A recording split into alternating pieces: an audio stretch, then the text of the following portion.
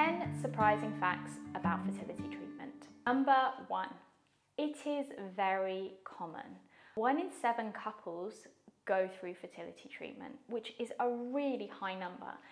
And obviously we all hope, and including myself, I all just presumed that there would be no problems conceiving because we've always been told it was so easy.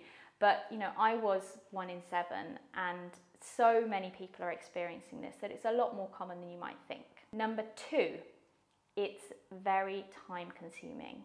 Going into it, you don't always realise, but one cycle can take about 4 to 6 weeks.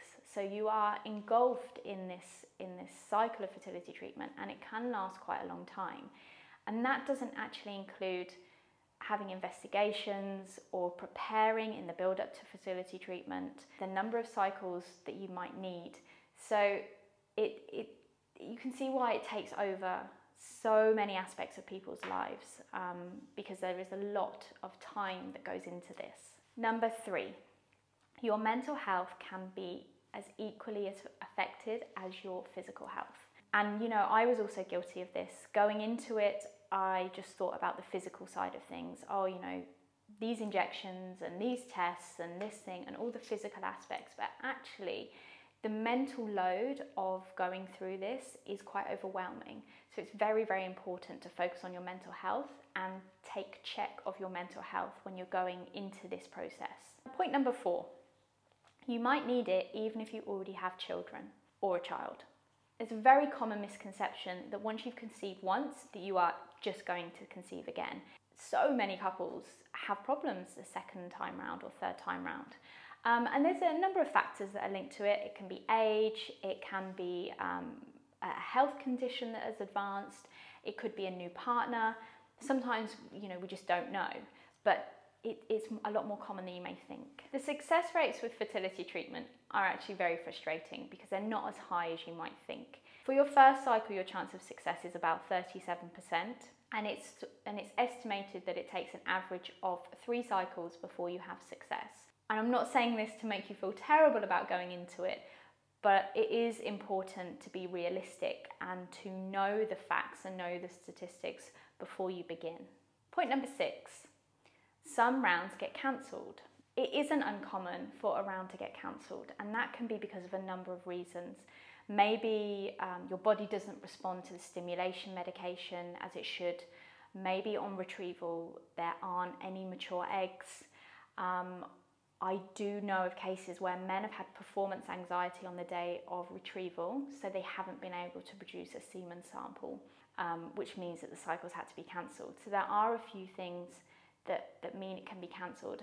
And the reason I tell you this is because I've had clients say to me, I didn't know that this was possible. I didn't know that you could get halfway through and not necessarily make it to the end or make it to embryo transfer, because it's the reality, and sometimes that's the case. Point number 7, male factor infertility is hugely overlooked. If you have watched any of Program 1 and the first majority of Program 2, you'll know how much I focus on male fertility.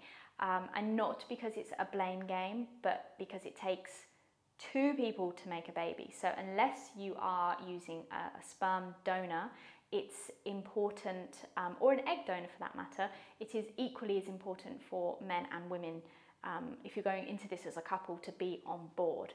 And if you feel like your partner's fertility has been overlooked or just brushed aside, then please get that investigated before you dive deep into fertility treatment.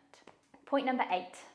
So the goal is pregnancy, right? So we see pregnancy announcements, we see, you know, maybe pregnant bumps, people telling us that they're pregnant, and that's all that we want and all that we desire.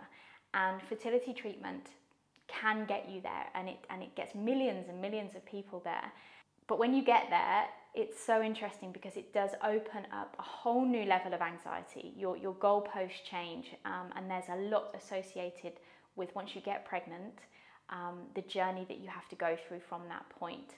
So do be aware of that and put provisions in place for a pregnancy, because it's amazing, but from a mental health perspective, you do need to be prepared for the next level of potential anxiety that you get with a pregnancy. Point number 9, many people do leave the process childless. We really don't address this enough. We just presume that you're going for fertility treatment, so you'll definitely have a baby. And people say, don't give up, keep trying. But there does have to be a point, and there is a threshold for so many people. Discuss it with your partner, or if you're going on the solo route, have a think about what's your limit, what's your threshold. And you can change it. You know, you don't have to set that bar in the beginning, and you can't renege on it or adapt it later on. But have a rough idea in your head of, okay, I would be happy with 3 cycles, and then after that I think we'll stop, or I'm just going to go the once, or, you know, continuously going is soul destroying and can be very, very difficult. So I do recommend to everyone I work with that you have a goal or a limit, and at what point do you feel that you would potentially leave the fertility treatment process and maybe look at other options and potentially continue your life without having children. And point number 10, once you have experienced this, it will change the way you speak to friends, family, strangers, anyone about trying to conceive and fertility for the rest of your life. The good, the bad, the ugly, and everything in between. But it really does alter your mindset for how you perceive this, and what a gift and what a blessing having children is, but what challenges and how much you need to go through to get there. So it does definitely change your perspective forever.